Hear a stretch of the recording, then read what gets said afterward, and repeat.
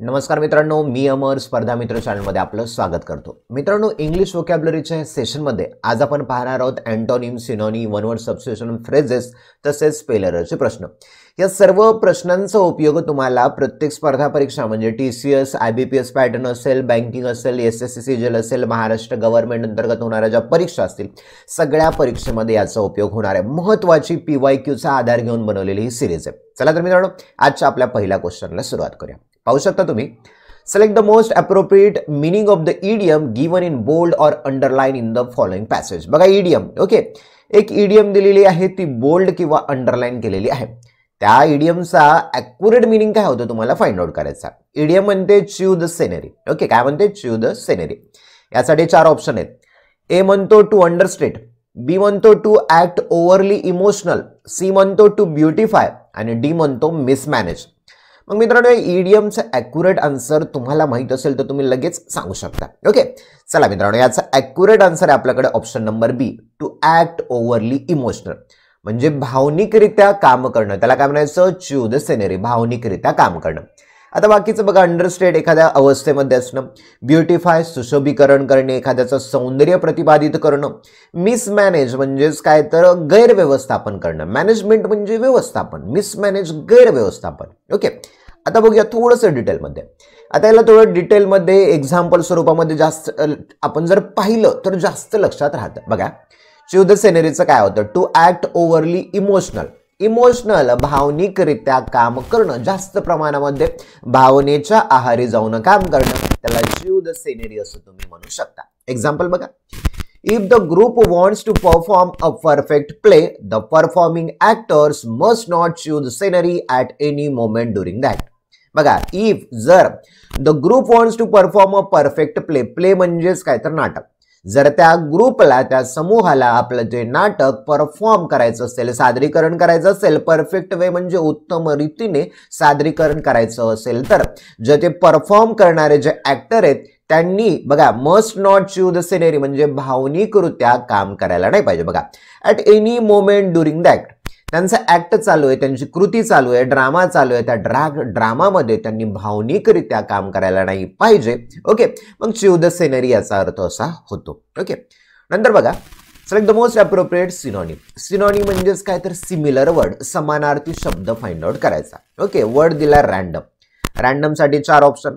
पहिला म्हणतो डेफिनाइट, दुसरा म्हणतो कंटिन्युअस, सी म्हणतो सिस्टमॅटिक आणि डी म्हणतो चान्स. ओके, मग सांगा कोणतं ॲक्युरेट आन्सर येतं. मित्रांनो, रॅन्डमचा अर्थ होतो एखादी गोष्ट योगायोगानं होणं, कुठलीही प्लॅनिंग न करता योगायोगानं जेव्हा एखादी गोष्ट होते त्याला रॅन्डम असं म्हणतो. मग यासाठी समानार्थी शब्द काय येतो बरं मित्रांनो, ॲक्युरेट आन्सर आहे आपल्याकडे ऑप्शन नंबर डी, चान्स, योगायोगानं घडणं. आपण म्हणतो ना बाय चान्स झालं, तो बाय चान्स याचं सिलेक्शन झालं, किंवा बाय चान्स तो परीक्षेमध्ये पहिला आला, किंवा बाय चान्स विकेट गेली, एटसेट्रा. ओके, बघा आता सर्वांचे डिटेलमध्ये अर्थ. ओके, बाकीचे शब्द इतर जे क्वेश्चन येतील त्यामध्ये तुम्हाला उपयोगी पडणार असतील. बघा, रॅन्डम, चूजन बाय चान्स, योगायोगाने करणं. चान्स काय म्हणतो, a level of possibility that something will happen. बघा, अ लेवल ऑफ पॉसिबिलिटी, शक्यतेची अशी पातळी, ज्या वेळेला अशी काही घटना घडणार असेल असं जेव्हा आपल्याला वाटतं, योगायोग वाटतं, त्याला चान्स असं म्हणतात. डेफिनाइट बघा, डेफिनाइटचा अर्थ fixed and unlikely to change. Fix म्हणजे न बदलणारी, अनलाइकली टू चेंज. लाईकली म्हणजे शक्यता, अनलाइकली म्हणजे शक्यता नसणं. मग अनलाइकली टू चेंज म्हणजे काय, बदलण्याची शक्यता नसणं. जी गोष्ट फिक्स आहे त्याला तुम्ही डेफिनाइट, निश्चित असं म्हणू शकता. कंटिन्युअस बघा, सतत चालू असणे. Happening or existing without stopping. Happening घडत असणे, एक्झिस्टिंग अस्तित्वात असणे, विदाउट स्टॉपिंग न थांबता एखादी गोष्ट सतत सतत चालू असणं, त्याला कंटिन्युअस मोमेंट असं म्हणू शकता. सिस्टमॅटिक बघा, done using a fix plan or method. Fixed plan, एकदम फिक्स असा प्लॅन केलेला, योजना केली, एक योग्य प्रकारची मेथड वापरली, पद्धती वापरली आणि त्या पद्धतीने क्रमाक्रमाने तुम्ही गोष्ट करता, त्याला सिस्टमॅटिक म्हणू शकता. मग रॅन्डमसाठी तुम्ही म्हणू शकता बाबा, हा जो आपल्याकडे वर्ड आहे तो चान्स आलेला आहे, परंतु जर रॅन्डमसाठी जर तुम्हाला अपोजिट विचारला असता तर सिस्टमॅटिक हा त्याचा अपोजिट आला असता. ओके, आपल्याला काय विचारला होता, सिनोनिम. मग रॅन्डमसाठी सिनोनिम चान्स झालेला होता. ओके, चला नंतर पाहूया, अँटोनिम विचारलाय. बऱ्याच वेळेला सध्याच्या पॅटर्नमध्ये असे प्रश्न विचारलेत बरं. बघा, Their reverence reaches its zenith here at the birthplace of the country's founder. SSC-MTS ला विचारला बघा. ए म्हणतो क्रेस्ट, बी म्हणतो नॅडीर, सी म्हणतो होरिझन, डी म्हणतो पिनॅकल. मित्रांनो पूर्ण सेंटेन्स दिले. जर तुम्हाला शब्दाचा अर्थ कळाला नसेल तर पूर्ण सेंटेन्स नुसार त्याचा अर्थ काय निघतो बघा. जर शब्दाचा अर्थ कळाला तर मग डायरेक्ट ऑप्शन वरती जा, तुमचा टाइम वाचू शकतो, ठीक आहे. मग मित्रांनो झेनिथचा अर्थ होतो एखाद्या गोष्टीचा कळस, शिखर किंवा हायेस्ट लेवल. ओके, कळस, शिखर किंवा सर्वोच्च पातळी असणार त्याला झेनिथ असं म्हणू शकता. बघा आता देअर रेव्हरन्स, रेव्हरन्स म्हणजे आदर, त्यांचा जो आदरातिथ्य करण्यात आला तो एका झेनिथला रीच झाला, म्हणजे एका कळसाला जाऊन पोहोचला. बघा the birth place of the countries founder, जो देशाचे जे संस्थापक होते त्यांचं जे जन्म ठिकाण होतं, त्यांच्या जन्म ठिकाणाला आदरातिथ्य देण्यासाठी त्यांची एक व्यक्ती म्हणून किंवा त्यांच्या गावाचं जो ठिकाण आहे त्या ठिकाणाला काय एक झेनिथ प्राप्त झाला, म्हणजे कळस, शिखर असं प्राप्त झालं. मग कळस, शिखर यासाठी विरुद्धार्थी शब्द म्हणजे असा शब्द ज्याचा अर्थ होतो पाया असणं, बेस असणं. ओके, मग मित्रांनो ॲक्युरेट असतं आपल्याकडे option number B, nadir. Okay, बघा सर्वांचे अर्थ. झेनिथ काय म्हणतो, the highest point that sun or moon reaches in the sky. Highest point, सर्वोच्च बिंदू, असा सर्वोच्च बिंदू जेथे सन, सूर्य आणि चंद्र, रिचेस इन द स्काय, असा हायेस्ट पॉइंट जेथे चंद्र आणि सूर्य आकाशाला भिडलेले आहेत की काय असा ज्या वेळेला भास होतो त्याला तुम्ही झेनिथ असं म्हणता. मग विरुद्धार्थी झाला नॅडीर, द लॉएस्ट पॉइंट ऑफ एनिथिंग, कोणत्याही गोष्टीचा लॉएस्ट पॉइंट एकदम खालचा बाजू त्याला नॅडीर असं म्हणू शकतो. ओके, क्रेस्ट बघा, a group of feathers on the top of a bird's head. बघा अ ग्रुप ऑफ फीदर्स म्हणजे काय, फीदर म्हणजे पंख, पंखांचा जो समूह आहे. On the top of birds head, जो पक्षी आहे, पक्षीच्या डोक्यावरती जो पंखांचा जो समूह असतो ना त्याच्या डोक्यावरती त्याला तुम्ही क्रेस्ट असं आपण म्हणू शकता. ओके, नंतर आलाय horizon, the line where earth and sky appear to me. बघा अशी रेषा, होरिझन म्हणजे काय, अशी रेषा, फेअर जेथे अर्थ अँड स्काय म्हणजे पृथ्वी आणि आकाश एकमेकांना भेटत आहेत असं ज्या वेळेला अपिअर व्हायला लागतं, दिसायला लागतं त्याला तुम्ही होरिझन असं म्हणू शकता, म्हणजे एखाद्या गोष्टीची सीमा. ओके, पिनॅकल बघा, the highest point of anything, एखाद्या गोष्टीचा सर्वोच्च बिंदू त्याला पिनॅकल असं म्हणू शकता. एखादी व्यक्ती शिखरावरती, यशाच्या शिखरावरती पोहोचत आहे त्याला तुम्ही पिनॅकल असं म्हणू शकता. आता मित्रांनो बघा परीक्षेमध्ये जर तुम्हाला झेनिथ या शब्दाचे जर सिनॉनिम, सिमिलर वर्ड सांगा म्हणलं तर तुम्ही होरिझन सांगता येईल तुम्हाला, पिनॅकल सांगता येईल तुम्हाला. ओके, आता विचारला होता विरुद्धार्थी, मग नॅडीर त्याचा विरुद्धार्थी झाला. ओके, मग या दोन शब्दासाठी सुद्धा कधी मध्ये विरुद्धार्थी विचारला, अँटोनिम विचारला तर तुम्ही नॅडीर घेऊ शकता. ओके, महत्वाचे शब्द आहे, डायरीमध्ये लिहून ठेवा, व्हिडिओला पॉज करा, लिहू चला. ओके, नंतर बघा one word substitution. One word substitution, a place where government records are kept, असं ठिकाण जेथे सरकारचे रेकॉर्ड, सरकारचे लोखे जोखे जिथं ठेवले जातात त्या ठिकाणाला काय म्हणतात. ए म्हणतो क्लॉकरूम, बी म्हणतो कॅचे, सी म्हणतो हँगर, डी म्हणतो अर्चिव. ओके, तर मित्रांनो याचा ॲक्युरेट आन्सर आपल्याकडे ऑप्शन नंबर डी, त्याला म्हणतात अर्चिव. ओके, बघा अर्चिव म्हणजेच काय, तर a place where government record are kept, म्हणजे सरकारी दस्तऐवज ठेवण्याचं जे ठिकाण असतं त्याला तुम्ही अर्चिव असं म्हणू शकता. नंतर आहे cloakroom, a room near the entrance to a building where you can leave your coat, bag etcetera. Okay, म्हणजेच बघा काय येतं. ओके, आता इथे बघू शकता क्लोकरूम म्हणजे का, अ रूम अशी खोली, near the entrance of a building, एखाद्या प्रवेशद्वाराच्या जवळ असणारी जी बिल्डिंग असते, ज्या बिल्डिंग जवळ तुम्ही तुमचा कोट, बॅगा ठेवता त्याला क्लोकरूम असं म्हणतात. आता बघा मित्रांनो बघा तुम्ही एखाद्या परीक्षेसाठी गेलेला आहे. ओके, TCS असेल, IBPS पॅटर्न, बँकिंग नाही कुठल्याही परीक्षा घेतली तर ज्या वेळेला तुम्ही त्या क्लासमध्ये परीक्षा हॉलमध्ये एंटर करता त्यावेळेला तुमच्या जवळ असणारी बॅग असेल, कोट असेल एक्सेट्रा तुम्ही त्या रूमच्या बाहेरच्या बाजूला किंवा जिथे ठेवण्याची जागा असते तिथे ठेवता. त्या कपडे किंवा बॅगा ठेवण्याच्या जागेला क्लोकरूम असं म्हणतात. आता कॅचे बघा, मोबाईलमध्ये असते तुमच्या कॅचे मेमरी, तुमच्या लॅपटॉपमध्ये असते त्या प्रकारचे बघा. Refers to a thing that is hidden or stored somewhere. बघा रेफर्स टू अ थिंग, अशी जी गोष्ट जी की हिडन आहे. मित्रांनो हाईड म्हणजे लपणा, हाईडचं विटू झाला हिड आणि फित्री झालं हिडन. अशी गोष्ट जी कुठेतरी लपलेली आहे, स्टोअर्ड समवेअर कुठेतरी साठवून ठेवलेली आहे त्याला कॅचे असं म्हणू शकता. हँगर बघा, a big building where planes are kept, अशी मोठी बिल्डिंग जेथे विमानं ठेवले जातात त्याला हँगर असं म्हणायचं.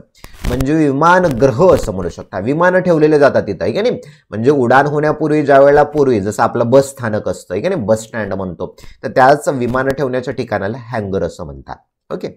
महत्वाचे सगळी व्होकॅब्युलरी तुम्हाला फक्त या अँटोनिम सिनोनिम वन वर्ड सबस्टिट्यूशनसाठीच न विचारता तुम्हाला फिल इन द ब्लँकचे प्रश्न असतील किंवा तुम्हाला पॅसेज सोडवायचं असेल, पॅसेज समजून घ्यायचं असेल तर व्होकॅब्युलरी मस्ट आहे. मग हे सर्व जर व्होकॅब्युलरी झाली तुमची तर पॅसेज सोडवायला सुद्धा तुम्हाला मदत होणार आहे. म्हणजे ओव्हरऑल सगळा इंग्लिशचा बेस काय व्होकॅब्युलरी आहे. ओके. पुढे बघा. Select the most appropriate meaning of the idiom given in bold or underline in the following question. Idiom बघा. Out for the count. Out for the count. Okay. याचं बघा. ए म्हणतो व्हेरी एक्सपेन्सिव्ह, खूप महागडी आहे. बी म्हणतो प्रिपेअर फॉर बॅटल. बॅटल म्हणजे लढाई, प्रिपेअर तयार होणं म्हणजे लढाईला तयार होणं.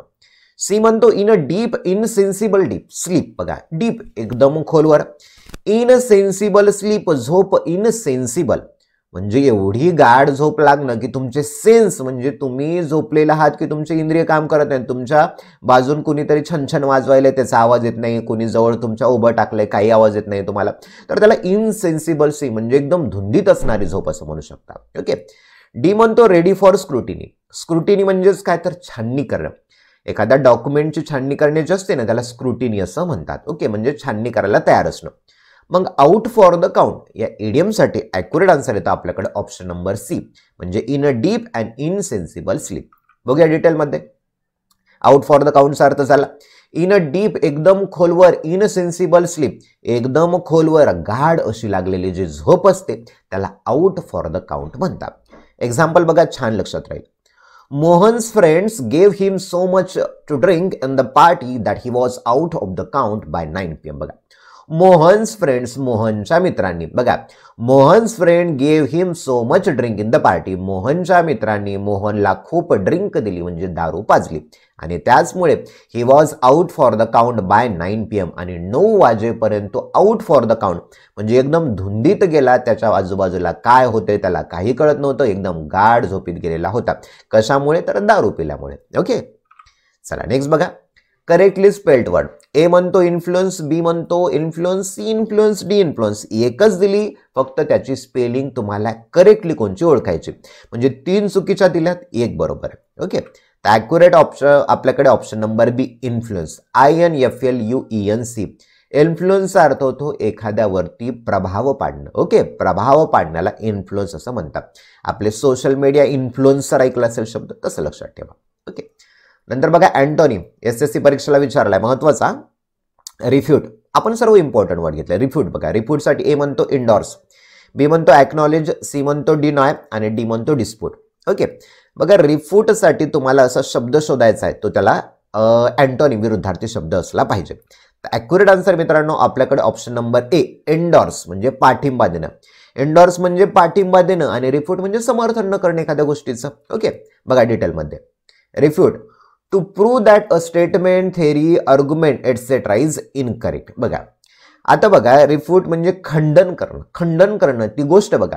एखादं स्टेटमेंट विधान दिले, एखादी थेरी आहे सिद्धांत आहे, एखादा आर्ग्युमेंट आहे वादविवाद आहे, हे सिद्ध करणं की बाबा ते सर्व काय तर इनकरेक्ट आहे, तर चुकीचे आहे ते सिद्धांत, तुमचे मत, तुमच्या जेवढ्या काही गोष्टी तुम्ही मांडल्या त्या सगळ्या इनकरेक्ट चुकीच्या आहेत असं जो व्यक्ती म्हणतो त्याला रिफ्यूट करणं म्हणजे तुमच्या स्टेटमेंटचं खंडन करणं, ती योग्य बरोबर नाही असं सांगणं त्याला रिफ्यूट म्हणतात.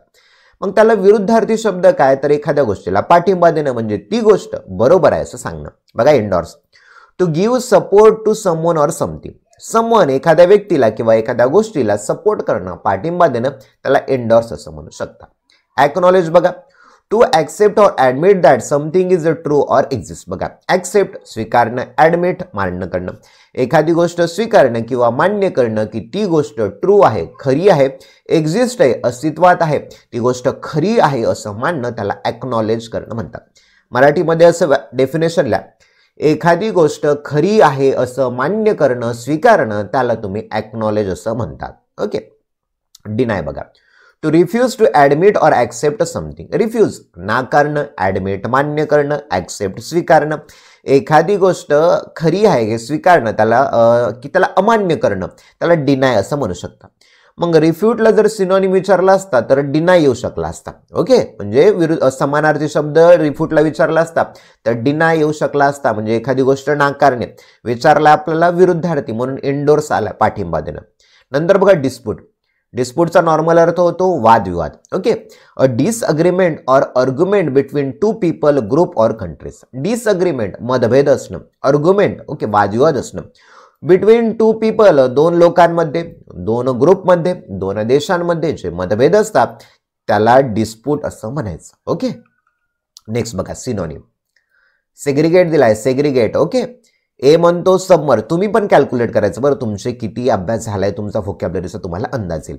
सबमर्ज. दुसरा म्हणतो आयसोलेट, सी म्हणतो नलिफाय आणि डी म्हणतो इंटिग्रेट. आता सेग्रिगेटचा अर्थ होतो एखादी गोष्ट वेगळी करणं, इतरांपासून विभागणी करणं, त्याचं वेगळं रूपांतर करणं, त्याला सेग्रिगेट असं म्हणतात. मग समानार्थी शब्द आहे ॲक्युरेट, ऑप्शन नंबर बी, आयसोलेट करणं. तुम्ही कोरोनाच्या काळामध्ये शब्द ऐकला असेल, आयसोलेट करा. एखाद्या व्यक्तीला त्याच्या कुटुंबापासून आयसोलेट करा, वेगळं ठेवा, का तर त्याला कोरोना झालाय. ओके, मग वेगळं करणं, सेग्रिगेट करणं. बघा सेग्रिगेटचा अर्थ, to separate one group of people or things from the rest. Rest म्हणजे उरलेलं. रेस्टचा एक अर्थ होतोय आराम करणे आणि दुसरा अर्थ होतो बा उरलेले. मग separate one group of people or things, बघा एका लोकांच्या समूहापासून किंवा गोष्टीपासून त्याला वेगळं करणं, त्याला सेग्रिगेट करणं म्हणू शकता. आयसोलेट बघा सिमिलर वर्ड झालं. To put keep somebody or something separate from other people or thing. कोरोनाचं बघा एक्झाम्पल धरा. ओके, आयसोलेटसाठी to put keep somebody or something separate, एखाद्या व्यक्तीला किंवा वस्तूला सेपरेट करणं, वेगळं करणं, from other people or things, इतर लोकांपासून, इतर गोष्टीपासून त्याला वेगळं करणं, त्याला आयसोलेट करणं म्हणायचं. सबमर्ज बघा, to go or make something go under water. मित्रांनो सबमर्जसाठी नॉर्मली अर्थ होतो पाणबुडी. पाणबुडी माहिती आहे ना, पाण्यामधून जाते, मग त्याला सबमर्ज म्हणायचं. ओके, सबमरीन हा शब्द तुम्ही ऐकला असेल त्या पद्धतीचं. बघा to go or make something go under water, पाण्यामधून एखादी वस्तू जाणं, त्याला सबमर्ज असं म्हणू शकता. नलिफाय बघा, to officially make an agreement, order etcetera lose its legal force. बघा ऑफिशियली म्हणजे सार्वजनिकरित्या एखादं ॲग्रीमेंट आहे, मतभेद आहे, ऑर्डर आहे, आदेश आहे, etcetera lose its legal force, स्वतःचा लिगल फोर्स, कायदेशीर बाबी एक आहे तर ती रद्द आहे असं करणं, त्याला नलिफाय करणं म्हणतो. एखादा ॲग्रीमेंट, करार आहे, ऑर्डर, आदेश दिलाय, तो लिगल फोर्सनी कायदेशीररित्या अमान्य करणं, त्याला नलिफाय करणं असं म्हणतात. इंटिग्रेट बघा, to join things so that they become one thing or work together. आता याला विरुद्धार्थी विचारलं असतं ते इंटिग्रेट आला असतं. ओके, सेग्रिगेट, आयसोलेट वेगळं करणं आणि एकत्र करण्याला काय इंटिग्रेट करणं, म्हणजे दोघाला हा अँटोनिम येऊ शकला असता. बघा टू जॉईन थिंग्स म्हणजे अशा गोष्टी जोडणं की ते वन थिंग म्हणजे एकच आहे तसं वाटणं किंवा एकत्रित्या काम करणं, त्याला इंटिग्रेट म्हणू शकता. ओके मित्रांनो, महत्त्वाचा आणि आपल्या चॅनलला सबस्क्राईब सुद्धा करा. स्पर्धा मित्र चॅनल आहे आपलं, त्याला सबस्क्राईब सुद्धा करा आणि लाईक करा, जास्तीत जास्त शेअर करा, कमेंट सुद्धा करा. पुढे बघा वन वर्ड सबस्टिट्यूशन आहे. Someone who attacks who cherished ideas or traditional institution. Someone म्हणजे असा कोणीतरी व्यक्ती. Who attack cherished ideas or traditional institute. Traditional institution, traditional म्हणजे पारंपरिक, इन्स्टिट्यूशन म्हणजे संस्था. अशा ज्या पारंपरिक संस्था आहेत किंवा ज्या पारंपरिक अशा आयडिया आहेत, कल्पना आहेत, रूढी आहे, परंपरा, त्याच्यावरती हल्ला करणं म्हणजे त्या परंपराविरुद्ध एखादी गोष्ट करणं, त्याला काय म्हणतात. ए म्हणतो बिलीवर, बी म्हणतो आयकोनोक्लास्ट, सी म्हणतो ह्युमॅनिटेरियन आणि डी म्हणतो मिसॅन्थ्रॉप. तर मित्रांनो, धार्मिक रूढींवरती हल्ला करणाऱ्या एखाद्या व्यक्तीला काय म्हणतात तर आयकोनोक्लास्ट, मूर्तीभंजक असं त्याला मराठीत एक शुद्ध शब्द आहे. मूर्तीभंजक, मूर्तीचा नाश करणारा. आयकोनोक्लास्ट बघा, someone who attack cherish ideas and traditional institution. बघा ट्रॅडिशनल इन्स्टिट्यूशन, पारंपरिक जे इन्स्टिट्यूशन, संस्था आहे, तुम्ही पाहिलं असेल इंग्रजांच्या अगोदर जे आक्रमण झाले भारतावरती, तर त्या सर्वांनी आपल्या पारंपरिक ज्या वास्तू होत्या, आपल्या धर्माच्या ज्या मंदिरं, प्रार्थनास्थळे होते, त्यांच्यावरती हल्ला केलेला होता. मग ते लोक कोण होते तर आयकोनोक्लास्ट होते. ओके, धार्मिक रूढी परंपरेवर किंवा धार्मिक स्थळांवरती हल्ला करणारे मूर्तीभंजक आयकोनोक्लास्ट म्हणतात. नंतर बिलीवर बघा, अ person who has religious belief, म्हणजे असा व्यक्ती ज्यावरती रिलिजियस म्हणजे धर्माचा बिलीफ आहे, विश्वास आहे, त्याला बिलीवर असं म्हणतात. नंतर दिला humanitarian, concern with trying to make people's lives better and reduce suffering. Humanitarian म्हणजे मानवतावादी व्यक्ती. बघा कन्सर्न चिंता करणारा, with trying to make people's life better लोकांचं आयुष्य बेटर चांगलं व्हावं आणि त्यांचं जे सफर आहेत दुःख आहेत ज्या दुःखामध्ये ते त्रसलेले आहेत त्यांचं दुःख रिड्यूस व्हावं कमी होणं म्हणजे लोकांचं आयुष्य सुधारावं त्यांचं दुःख कमी व्हावं याचा जो विचार करतो मानवतावादी जो व्यक्ती असतो त्याला ह्युमॅनिटेरियन असं म्हणू शकता. ओके. नंतर दिलाय misanthrope, a person who hates or avoids other people असा व्यक्ती जो इतरांचा हेट करतो तिरस्कार करतो आणि इतर लोकांना अवॉइड करतो टाळतो म्हणजे मनुष्याचा द्वेष करणारा जो व्यक्ती असतो मनुष्य द्वेष्टा जो असतो त्याला तुम्ही मिसॅन्थ्रॉप असं म्हणता. ओके. चला नेक्स्ट बघा ईडीएम आहे मित्रांनो. ड्रॉ द लाईन सगळे प्रश्न कव्हर केलेत आपण. Okay. Draw the line, to accept someone's idea एखाद्याच्या आयडिया कल्पना स्वीकारणं. बी म्हणतो to give a second chance दुसरी संधी देणं एखाद्याला. ओके. सी म्हणतो to move on from a past relationship जुन्या तुमच्या संबंधापासून तुम्ही समोर आयुष्य पुढे जगत राहणं म्हणजे जुन्या घडलेल्या घटनांचा विचार न करता आयुष्य पुढे घटत राहणं. ओके. डी म्हणतो set a limit on something एखाद्या गोष्टीवरती मर्यादा लादणं. मग ड्रॉ द लाईन यासाठी मित्रांनो हाच आहे ऑप्शन नंबर डी म्हणजेच काय तर एखाद्या गोष्टीला मर्यादा लादणं to set a limit on something. बघा Neeraj is now going to draw the line about not working more than 45 hours a week. या नीरज नावाचा व्यक्ती आहे त्याने ड्रॉ द लाईन केला म्हणजे मर्यादा लावल्या. ओके. कशावरती बघा not working more than 45 hours a weak एका आठवड्यामध्ये 45 तासाच्या वर मी काम करणार नाही म्हणून या नीरजने स्वतःला एक ड्रॉ द लाईन केला म्हणजेच काय तर त्यांनी मर्यादा लावल्या. ओके. पुढे बघा अँटोनिम. हार्मोनी शब्द दिला आपल्याकडे. हार्मोनीचा अर्थ होतो सुसंवाद साधणं. ओके. एसएससी ला विचारलाय बघा PYQचा प्रश्न. ए म्हणतो पीस, बी म्हणतो डिस्कार्ड, सी म्हणतो ट्रँक्युलिटी, डी म्हणतो गुडविल. मग काय वाटतं बरं हार्मोनी म्हणजे सुसंवाद साधणं. मग विरुद्धार्थी शब्द की असा शब्द जो की दोघांमध्ये मतभेद आहे दोघांच्या भावना जुळत नाही येतं तर त्याला काय म्हणतात. ओके. हार्मोनी म्हणजे सुसंवाद चांगला संवाद. मग मतभेद असण्यासाठी एकच आहे ऑप्शन नंबर बी डिस्कॉर्ड. ओके. बघा हार्मोनी काय म्हणतो, a state of agreement or peaceful existent together. A state of agreement म्हणजेच काय तर ॲग्रीमेंट सहवासाची भावना किंवा पीसफुल एक्झिस्टन्स शांततेचं एक अस्तित्व असतं त्याला हार्मोनी म्हणतात. दुसरा आहे डिस्कॉर्ड, डिसअग्रीमेंट ऑर आर्ग्युमेंट एखाद्याविषयी डिसअग्रीमेंट मतभेद असणं त्याला डिस्कॉर्ड म्हणू शकता. पीस बघा the state of being calm or quiet calm शांत असणं क्वाईट शांत असणं त्याला म्हणायचं पीसफुल. ओके. नंतर tranquility, a peaceful calm state without noise. अगं पीसफुल शांतताप्रिय काम स्टेट म्हणजे एकदम आपण म्हणूया एकदम शांतता असणारं राज्य असेल किंवा विदाउट नॉईस कोणताही नॉईस गोंगाट नाहीये कुठलीही घोडदौड नाहीये लोकांचा आवाज वगैरे नाहीये तर एखाद्याला शुद्ध करणे त्याला ट्रँक्युलिटी असं म्हणतात. आता ट्रँक्युलायझर तुम्ही इंजेक्शन ऐकलं असेल एखादा प्राणी असेल चवताळला एकदम आहे का नाही हिंस्रक प्राणी तर त्याला जे वन विभागावाले काय करतात त्याला ट्रँक्युलायझर देतात इंजेक्शन देतात म्हणजे तो शांत बसतो. ओके. म्हणजे त्याला मानसिकरित्या त्याच्यावर कंट्रोल मिळवतात त्याला ट्रँक्युलिटी असं म्हणतात.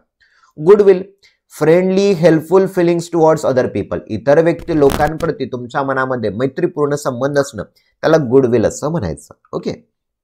नंतर बघा one word substitution, deliberately and maliciously set something building usually on fire. बघा डिलिबरेटली जाणून बुजून, मॅलिशियसली म्हणजे टीका कलंक लावणं या पद्धतीने. Okay. Set something building usually on the fire त्याला काय म्हणतात वन वर्ड सबस्टिट्यूशन. ए म्हणतो ॲगेरियन, बी म्हणतो अर्सन, सी म्हणतो ॲम्ब्युश, डी म्हणतो ॲपेक्स. ओके. आता बघा काय म्हणतो डिलिबरेटली जाणून बुजून, मॅलिशियसली कलंक लावा या दृष्टिकोनातून, सेट समथिंग म्हणजे बिल्डिंग युजली ऑन फायर म्हणजे जाणून बिजून एखाद्या गोष्टीला आग लावणं त्याला काय म्हणतात. ऑप्शन आहे बी आर्सन. ओके. बघा arson deliberately and maliciously set something building usually on fire जाणून बुजून एखाद्या व्यक्तीला किंवा वस्तूला आग लावणं त्याला अर्सन असं म्हणायचं. ओके. ॲग्रिगियन त्याचा अर्थ काय ना ॲग्रिगियनचा अर्थ बघा connected with farming and the use of land for farming. बघा ना ॲग्रिकल्चर या शब्दाशी संबंधित आहे म्हणजे शेतीशी संबंधित. कनेक्टेड विथ फार्मिंग शेतीशी जोडला गेलेला, use of land for farming म्हणजे अशी जमीन जी शेतीसाठी वापरली जातात त्याला म्हणतात ॲग्रिगियन. ओके. ॲम्ब्युश बघा a surprise attack from a hidden position. Hide म्हणजे लपणं, हाईड हिडन लपलेल्या जागेवरून एखाद्यावरती हल्ला करणं त्याला ॲम्ब्युश असं म्हणू शकता. अपेक्स बघा, the top or highest part of something. एखाद्या गोष्टीचा कळस शिखर असतो, जो झेनिथ असतो, त्याला तुम्ही अपेक्स असं म्हणू शकता, सर्वोच्च शिखर. ओके, चला नेक्स्ट बघा. Select the option that correct the spelled words in the given incorrectly sentence. बघा, 55 people have been taken in to police custody. काय म्हणतो, हे जे सेंटेन्स आहे ना, याच्यामध्ये स्पेलिंग एरर दिला आणि असा सेंटेन्स शोधायचा ज्या वाक्यामध्ये सर्व स्पेलिंग बरोबर आहे. चला वाचूया. ओके, पहिला चुकला बघा, 50 पीपल दिलाय, 50 असतं, इथेच कट झाला. FIFTY FF दिलाय, इथेच कट झालाय. ओके, आणि इथे पोलीस POLIS दिलंय, इथे पण POLISE दिलंय, हे पण स्पेलिंग चुकली. 55 people have been taken in to police custody. Okay, याच्यामध्ये कस्टडीची स्पेलिंग चुकलेली आहे. ओके, इथे 50 ची सुद्धा चुकलेली आहे. ओके, इथे बघा 50 people have been taken in to police custody. Yes, सापडला आपल्याला ऑप्शन नंबर डी, सर्वांच्या स्पेलिंग बरोबर. वाचन वाढवा, तुमचे स्पेलिंगचे ॲक्युरेट प्रश्न येतील. ओके, पुढे बघा, synonym. Obstruct. Okay, obstruct, replace, curb, release और अनक्लॉक. ओके, ऑब्स्ट्रक्ट म्हणजे अडथळा एखाद्या गोष्टीवरती. मग समानार्थी शब्द, एखादी गोष्ट थांबवणे, अडथळा आणणं. Option number B, curb. Okay, बघा, ऑब्स्ट्रक्ट म्हणजे काय म्हणतो, to stop something from happening. एखादी गोष्ट घडण्यापासून थांबवणं, त्याला ऑब्स्ट्रक्ट असं म्हणायचं. Curb, to limit or control something, especially something bad. विशेषतः एखादी गोष्ट वाईट आहे त्यावरती लिमिट लावणं, कंट्रोल करणं, मर्यादा लावणं, त्याला कर्ब असं म्हणू शकता.